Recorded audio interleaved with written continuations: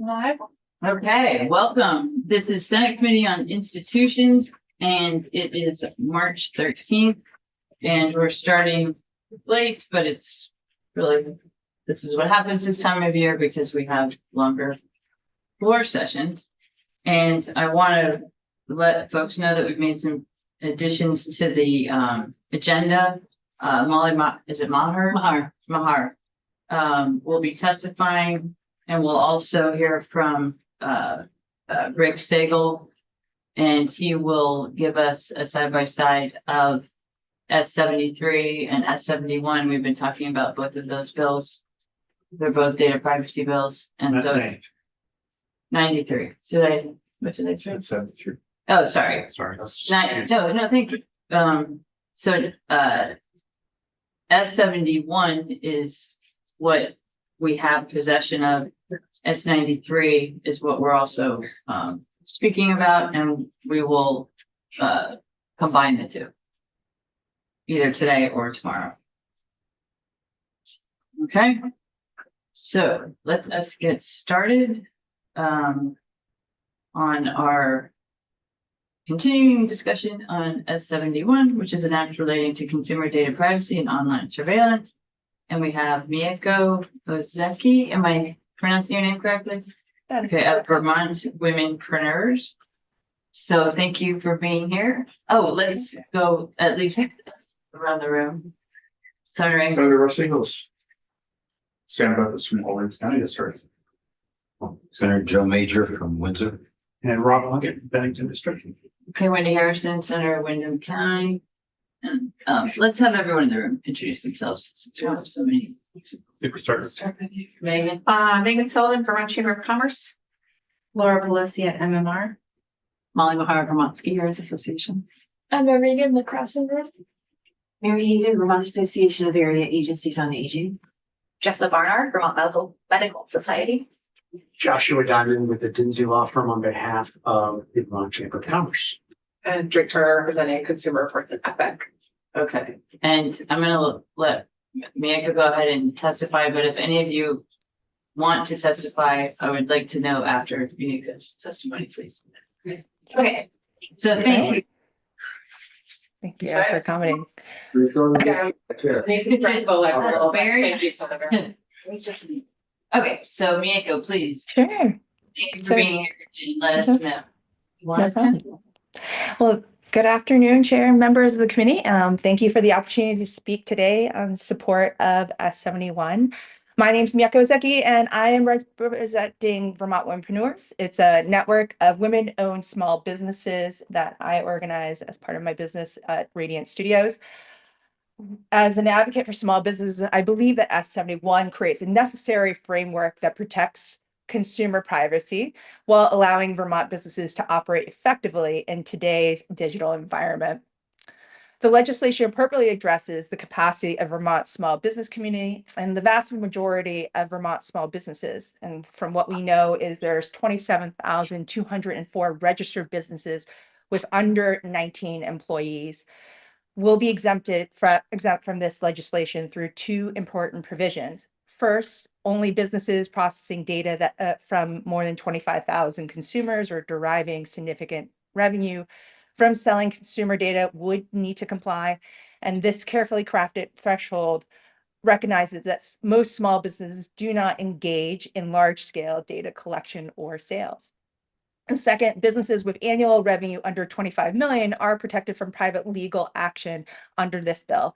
And this is a critical protection that ensures our community businesses can focus on serving consumers rather than defending against potential litigation. So for those small businesses that do meet that data collection threshold, which I understand there are few businesses in this category, I wish to emphasize 5 important considerations. First, clear communication on exemptions. My organization recently participated in outreach efforts informing small businesses about the federal government's beneficial ownership information reporting requirement. That is a mouthful, I apologize. Conducted by the US Treasury and in compliance of the 2021 Corporate Transparency Act. This experience demonstrated how critical it is to clearly communicate which businesses are exempt from regulatory requirements. And over the past year, as the deadline for the BOI reporting approached and was subsequently delayed by the courts, Vermont entrepreneurs and a handful of other Vermont organizations worked diligently to help business owners understand the exemptions and navigate the reporting portal. I observed firsthand that proactive, clear communication about exemptions and significantly reduce confusion and anxiety among business owners. This lesson should be applied to S71's implementation. Clearly informing small businesses about the specific exemption thresholds will prevent unnecessary concern and allow them to determine quickly whether the law applies to their operations. Second, practical compliance guidance. Small businesses will need clear, straightforward training materials and strategies to comply with the law. The Attorney General's office should develop sector-specific compliance guides that use plain language and practical examples relevant to Vermont businesses. Third, there should be an extended education period. So education and guidance should be continuous for a minimum of 3 years following implementation. This extended timeline is particularly important considering the regular emergence of new businesses in Vermont. Each year, new entrepreneurs enter the marketplace who will need access to these educational resources. Privacy practices take time to become a standard operating procedure, and both established and newly formed businesses will need ongoing support as they adapt their operations. Resource organization training, in particular, Vermont's business resource organizations, including the RDCs, SBDC advisors, and nonprofits, will need comprehensive training on this legislation. And in my work with these organizations, I have observed that many are currently overwhelmed by the rapidly evolving digital landscape and modern marketing tactics. Before these organizations can effectively advise businesses on privacy compliance, they first need foundational training on digital tools, data collection practices, and the broader technology ecosystem. This baseline digital literacy must be established to ensure that they can properly contextualize and communicate the requirements of this legislation to their business clients. Finally, compliance tools and templates. Small businesses would benefit greatly from standardized privacy notice templates, data inventory worksheets, and other practical tools that can be adapted to their specific needs without requiring expensive legal consultation. Beyond consumer protection, the legislation offers several advantages to the business community. First, it provides a regulatory clarity. With 19 states having enacted similar legislation, Vermont businesses benefit from established standards rather than facing uncertainty or conflicting requirements. Second, the legislation allows for compliance measures taken from other states' privacy laws to satisfy Vermont's requirements. And this reduces administrative burden for businesses operating across state lines. Third, the bill distinguishes between first-party and third-party data use, allowing businesses to continue essential marketing communications with their own customers while regulating more invasive tracking practices. To ensure successful implementation, I respectfully recommend the following: allocate sufficient resources to the Attorney General's office for developing comprehensive educational materials and conducting outreach to the business community. Second, establish a dedicated small business liaison within the implementing agency to address questions and provide guidance specific to small business concerns. Third, create a formal feedback mechanism for business owners to report implementation challenges during the initial compliance period. Fourth, develop a phased enforcement approach that prioritizes education and compliance assistance before moving to punitive measures. S71 represents a balanced approach to data privacy that protects consumer rights while respecting the operational realities of Vermont small businesses. With proper implementation support, including comprehensive education, ongoing guidance, and training for business resource organizations, this legislation can enhance consumer trust while allowing businesses to thrive. I encourage this committee to advance S71 with the recommended implementation considerations, and I thank you for your attention to this important matter, and I am available for questions. Wonderful. Thank you so much. Questions? Folks, any questions? I have a couple of questions. What did you say that the businesses that you represent, their size? They're mostly in the under 19, so small Under businesses 19. here in Vermont. So just if you actually could go, we actually did a small business information meeting on January 29th to the Senate Economic and House Economic Development committees, just informing about the data out there. So if you look proportionally, there are 29,000 over 29,000 registered businesses in the state. Of that, 27,000 have 0 to under 19 employees, and of that number, there are 25,000 who fit with from 0 to 4 employees. So the reason why I see this in terms of S71 is a majority of small businesses would not fall within this category unless they are very super high performers who are making $25 million or the other. Right. That's really helpful information. Thank you. And I really appreciate your focus on education of businesses. Two other questions. The federal, what did you call the BOIA? So if you look it up, it's under the 2021 Corporate Transparency Act.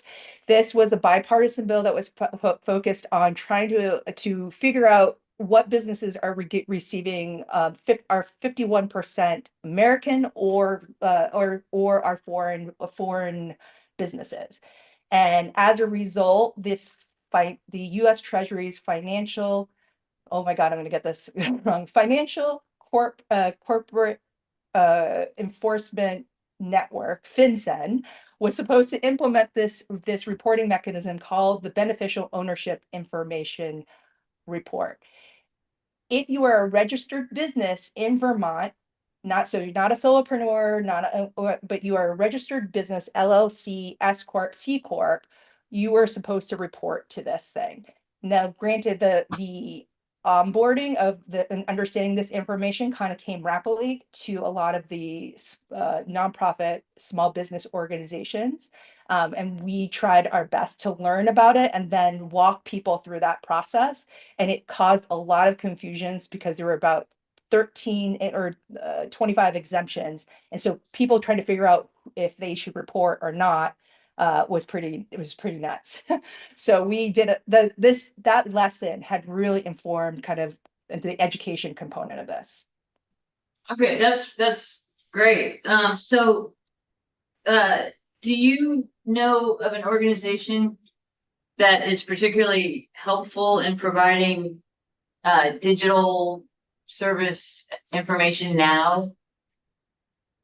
In terms of like how to navigate, like how if they were to do the templates or to figure out. Yeah, I mean, I think Vermont Law School did an excellent job in my experience with the BOI implementation and trying to explain the caveats of that. They did actually very early on, they did a lot of workshops and they also posted their videos.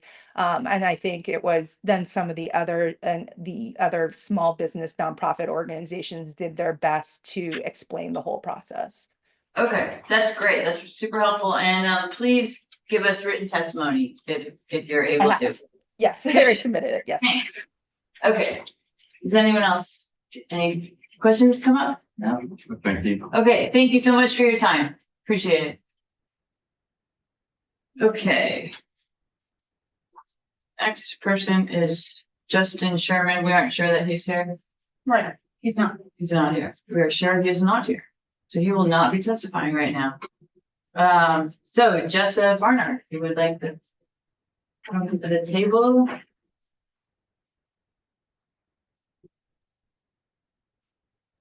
Thank you very much for having me. Appreciate your time this afternoon. Jessa Barnard. I'm the Executive Director of the Vermont Medical Society.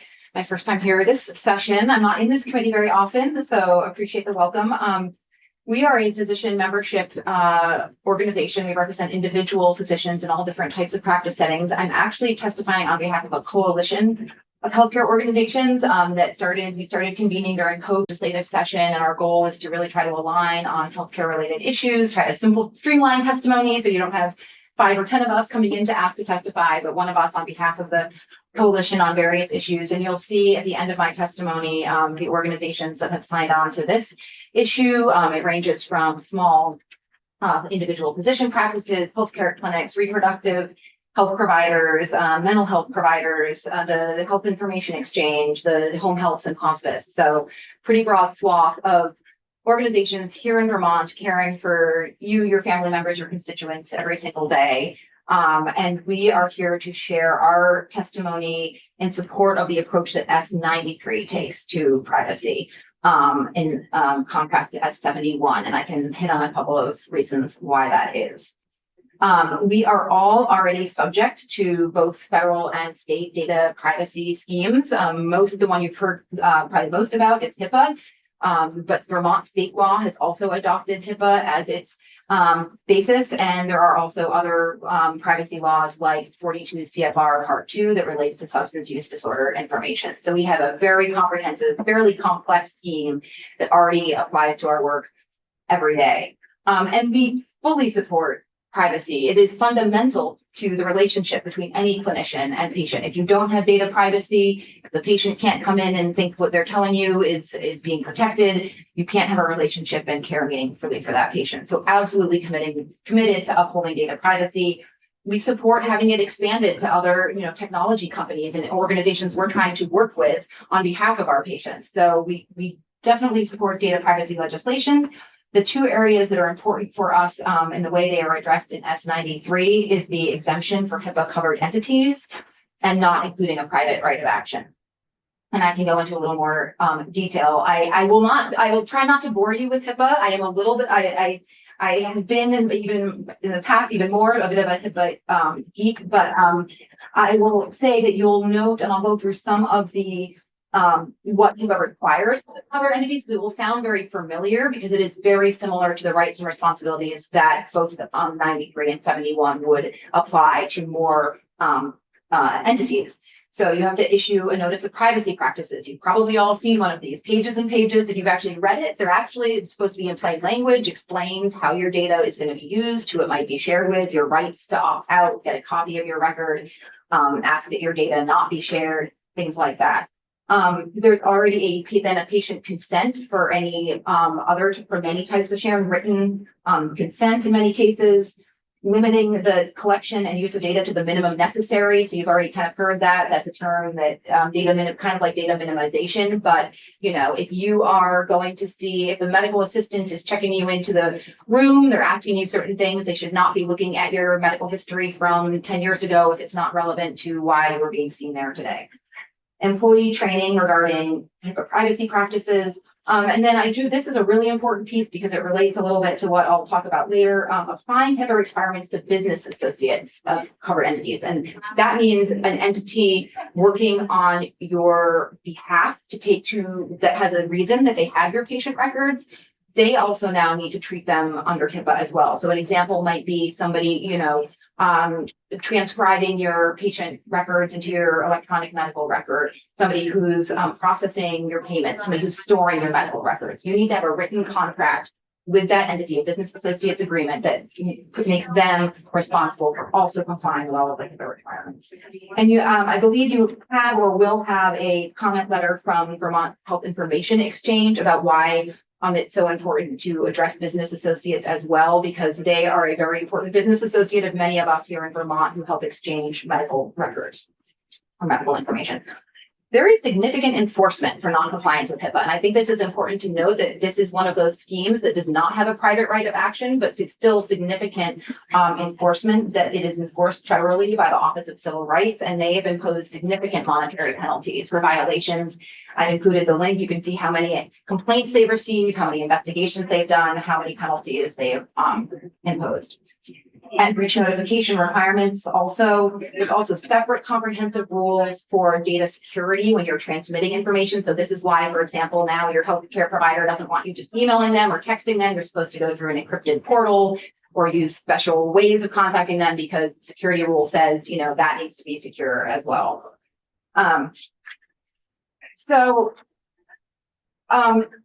Our organizations have asked, and I would say have yet to be presented with any concrete, non-hypothetical example of how HIPAA is insufficient to protect Vermonters' healthcare data and why additional regulation is needed for already very heavy regulated entities. You've heard some examples mentioned in testimony, and I will actually give you my perspective on why I think they're already addressed by HIPAA. So you heard yesterday, a speaker stated that only information linked to insurance transactions are protected by HIPAA. That is inaccurate.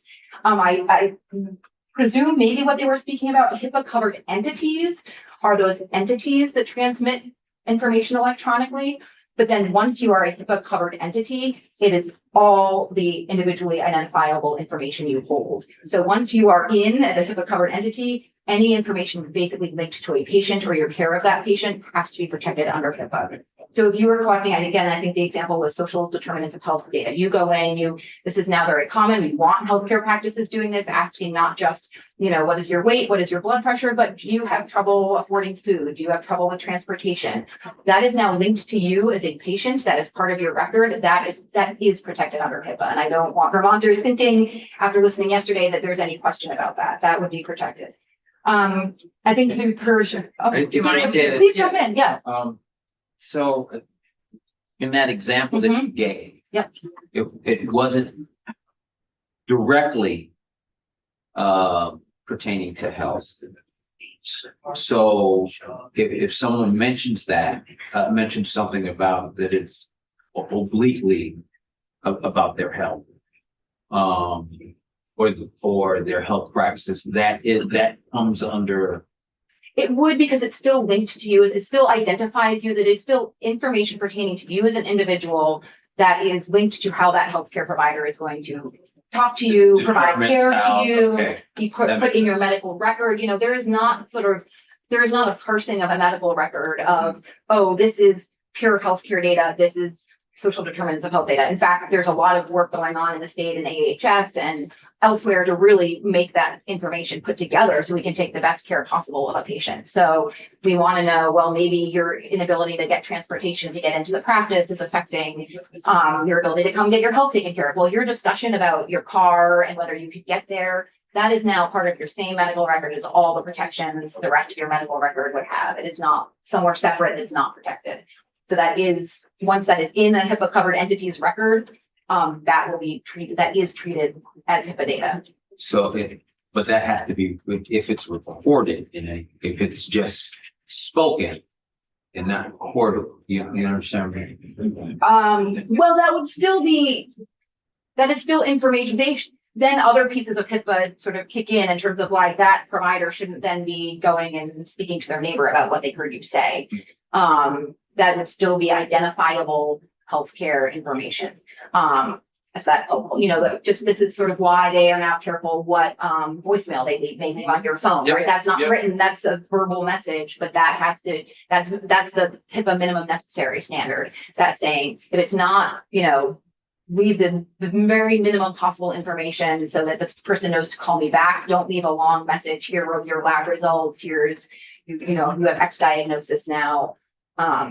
So it doesn't matter what form that communication is coming in once it's kind of covered by HIPAA.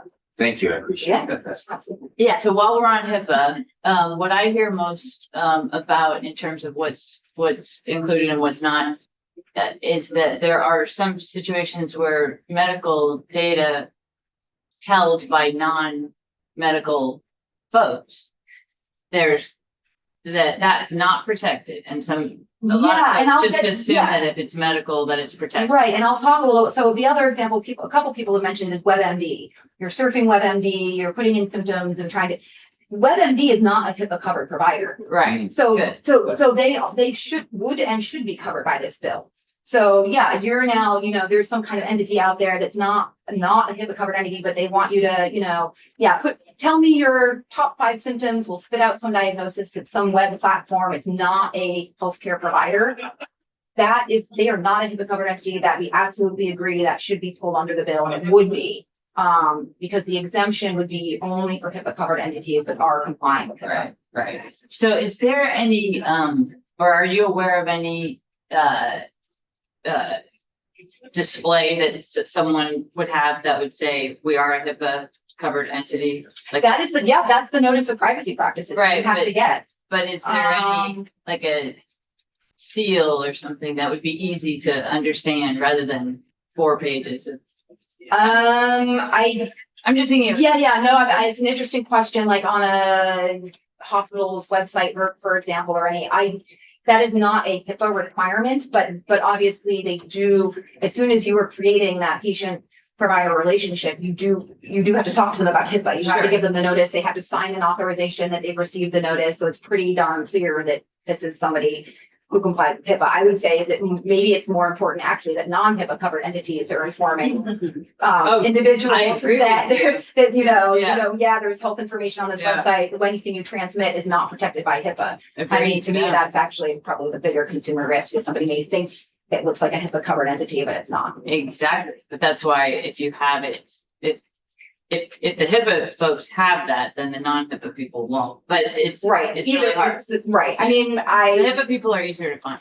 right. I'd have to think about that a little more. If it's as simple as saying I comply with HIPAA, I think that, or I'm HIPAA covered.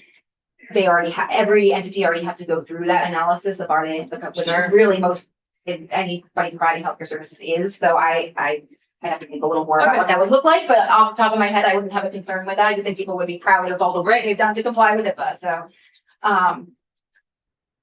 and then the only other example I'll bring up, because this was brought up as some sort of like a patient portal or web layer. I think somebody mentioned a doctor check-in site. Well, if that is a third-party entity that has any data about, you're coming for appointments, again, that should be a business associate of that healthcare provider. They are required to have a contract with each other, a business associates agreement. They are also required to comply with HIPAA. They should not be doing any selling, sharing, anything with data that does not comply. If they are, that is a HIPAA violation, and it should be reported to OCR and investigated.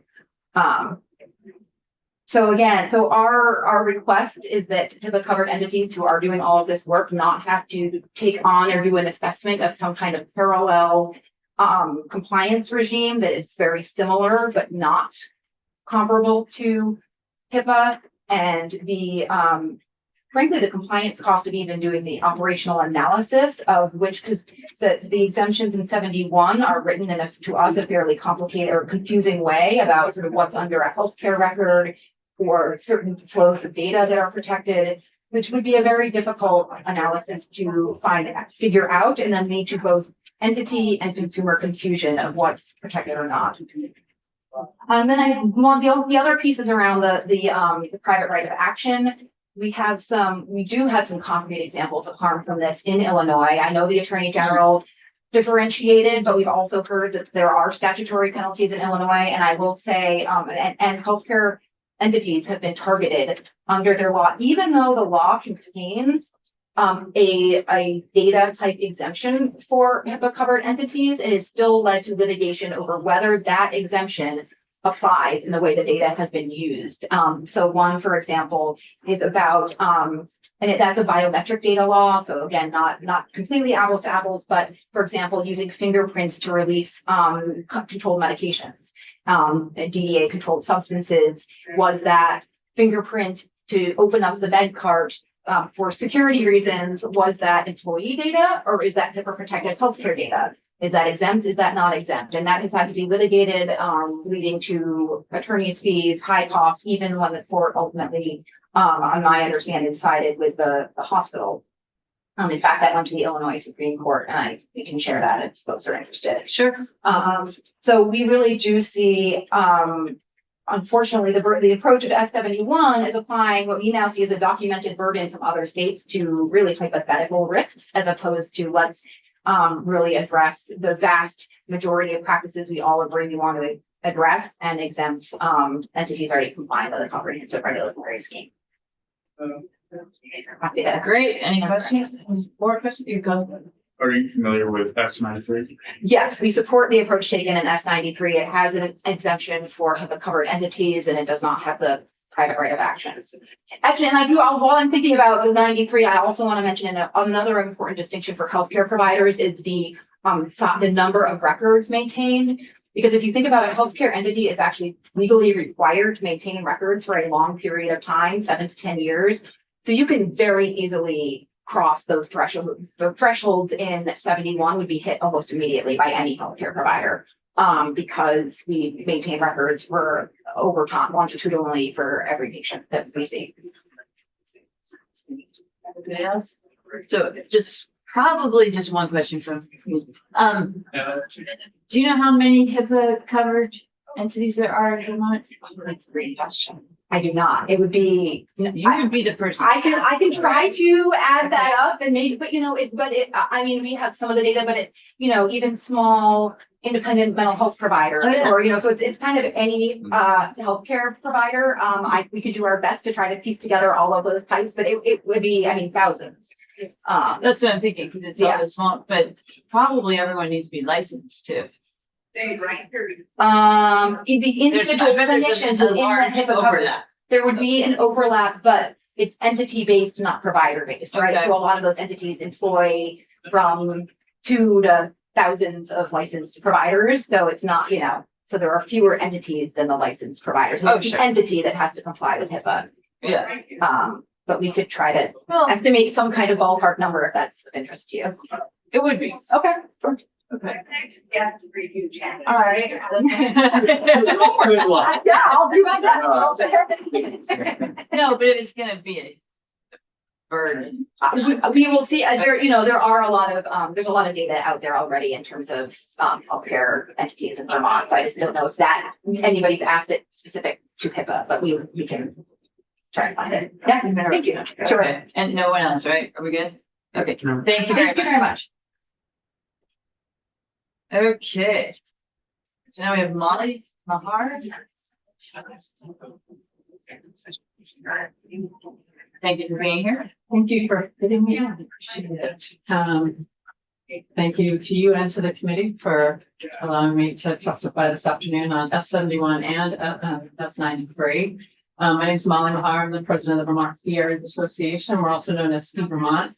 We're a nonprofit trade association for 22 alpine and 26 cross-country ski areas across the state.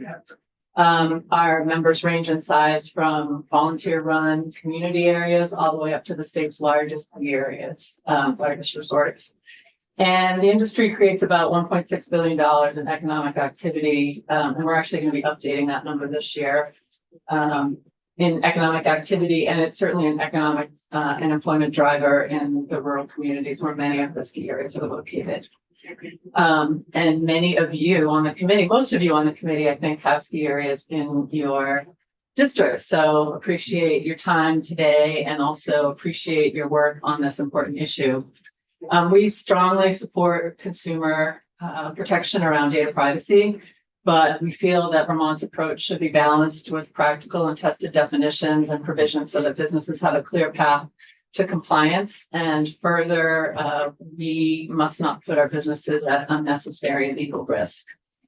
In their testimony on Tuesday, the Vermont Chamber, who is here today, detailed a number of areas in S71 that are problematic for businesses. But today I want to focus on 3 areas in particular that would negatively impact our members, but this is not an exhaustive list.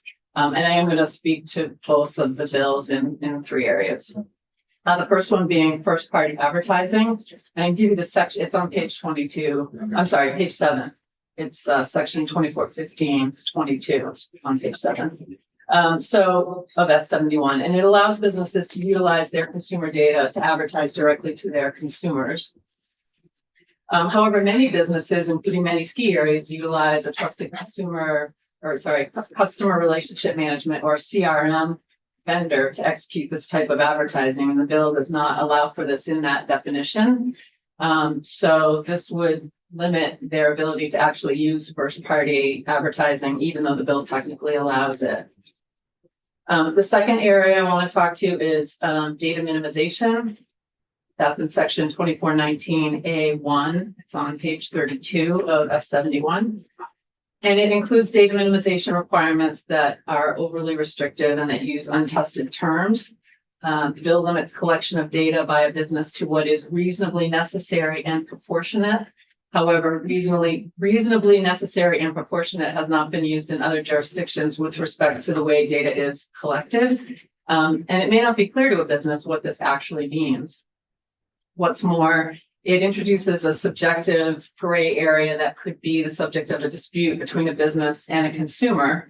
And when you couple that with the private right of action in this bill, depending on the data that is collected, this could become a lawsuit for that business, which is why clear and tested definitions are so important to have in this bill that we will get passed.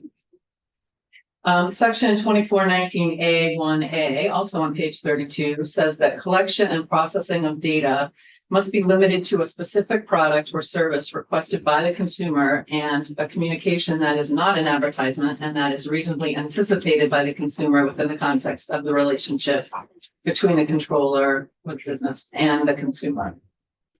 So this really has the effect of prohibiting targeted advertising and limiting a business's competitiveness. An example might be a ski area wouldn't be able to promote their summer activities like mountain biking and golf to their winter visitors. And the winter visitors are obviously the bulk of their business, of their guests. So, you know, this would be a problem for a ski area and also many businesses that rely on that ski area to help drive traffic to their destination year round. By contrast, S93 includes data minimization requirements as well, but the limitations are linked to their disclosure to the consumer. So it allows a controller to collect and process data that is adequate, relevant, and reasonably necessary in relation to the purposes for which the data is processed, as disclosed to the consumer. So with proper disclosure, this bill does permit data to be utilized for targeted advertising, and it also allows consumers to opt out. Many consumers do appreciate targeted advertising to inform them of products, benefits, services, or savings that may be available and interesting to them. And if they don't want this type of advertising, the bill allows them to opt out of receiving it. So this approach really gives consumers the choice to receive the information that they want to receive from businesses, rather than making the choice for them by prohibiting businesses from providing it altogether. And I do have an example, but in the interest of time, I'll come back to it. The third area that I want to talk to is the private right of action. And S71 includes this against larger businesses that could readily be used by unscrupulous lawyers to bring class action lawsuits with little effort on their part. The bill includes liquidated damages of $5,000 or actual damages if they're greater, plus the possibility of obtaining punitive damages and attorney's fees. And this will put a target on our larger businesses, including perhaps some ski areas, for class action lawsuits, which will benefit lawyers, but not so much the consumers. And beyond the financial risk, it creates an unnecessarily large body of work for a business to respond to a demand like that. And there's a cost to that piece as well. Other states with comprehensive data privacy laws have declined to include a private right of action, and that is for good reason. The inclusion of the PRA will not create a better climate for compliance, and it will make our state more unfriendly to businesses. Most businesses will want to comply, but this is a very dense and complex bill. I know that from firsthand. I can do it and understand it. So to saddle businesses with a PRA that hangs the threat of potential lawsuit over them as they're coming into compliance and trying to learn about this bill will put them at risk. And businesses, to the point of the first person who testified, will need education, guidance, and assistance to help them comply with this law. And she had some good suggestions for that. A better approach would be to pass S93, which gives enforcement authority to the Attorney General, allow businesses to get into compliance, and then the legislature can review the report that's required in the bill from the Attorney General's office to determine how many, the number of violation notices they've filed and the nature of those violations, so you can determine whether changes in enforcement are necessary. I believe this approach will allow our businesses to be successful with compliance and for Vermont to right size our enforcement guided by what's actually happening in our state rather than what advocates from outside our state think is best for us. So in closing, S71 uses untested definitions and concepts that would limit businesses' ability to serve their customers, create compliance challenges for businesses, and put larger businesses at unnecessary legal risk. And it will make businesses in Vermont less competitive with those in other states, to weaken our economy and our tax revenues. And by contrast, S93 gives consumers control over their personal information and requires opt-in consent for processing of sensitive data, requires businesses to disclose data use, obtain clear consent, and process data responsibly, uses tested definitions and concepts that align with other states and gives businesses a clear path for compliance, which is important, while still allowing them to responsibly market to existing or new consumers or customers and be competitive. So many of us, legislators, the Attorney General, businesses have said that we want to pass a data privacy bill to protect Vermont consumers. And so I would urge you to move forward with S93 now and assess how it is working before we contemplate more drastic measures that limit consumer choice about the information they receive from businesses and make our businesses less competitive and put our economy at risk. So thanks for your time and attention. Happy to answer any questions. I do have one. Although we haven't discussed it, I think it's fairly clear we're kind of moving towards S93, so that's probably why we're talking about it a lot more. And I believe I asked Attorney Diamond this the other day, but you were mentioning in terms of the definitions of being tested.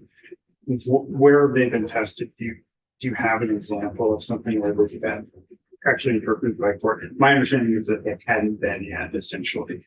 They haven't been, but they are in use in other jurisdictions. So Okay, I so think, it's just the so same I think stuff. it's right. Hasn't been So tested, but bill written out of state, it will encompass more than one state. All right, understood. Thanks. I want one of those cases because I always are like, what do they do in other states? They must have case law Right. because of a lot of things. Yeah, and so I'll follow up on that. So some of your larger members probably, obviously they have properties in other states, but they might have properties in other countries. some of them do. So do they operate in Europe? Because just where privacy is more regulated, Right. so there might be things that we could learn from that. Mhm. So do you have suggestions or, I mean, I know that's not what you came. I could probably come back with that, but yes, I mean, that would be really helpful. some of our larger operators are operating in multiple states and, as you say, in multiple countries. So that means that they are complying with those other laws. Right. But So I think just at some point, it'd be really good to have a more detailed discussion and learn more about how they comply.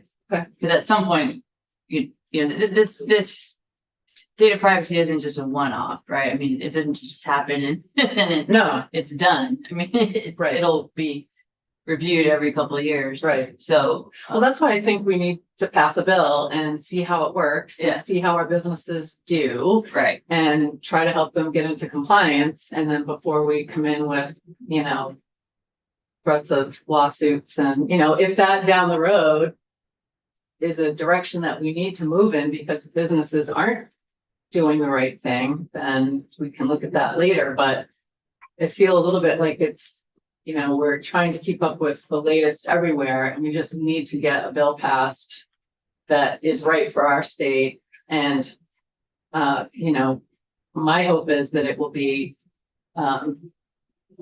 in line with what other states are doing so that, we're dealing with customers in those other states. So what I wouldn't want to see is our businesses have more friction between their customers in other states that other businesses in other states don't have to have, if that was at all clear. No, I can see that for sure. And actually, their customers probably are people who live in other states. So Many of them there's are, that. yes. But I'm particularly interested in the experience in Europe. And so, you, unlike other, membership organizations of businesses, your industry could have really good information and help us, tailor something.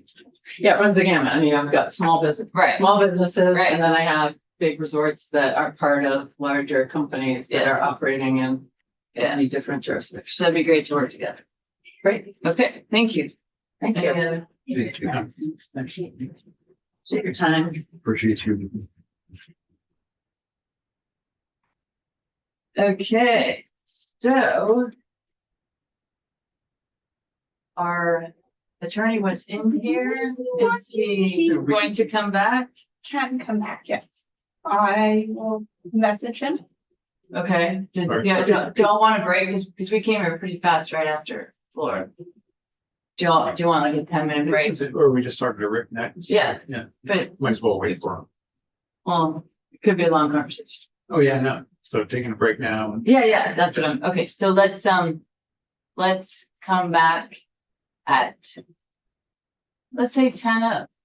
You're gonna come back, right?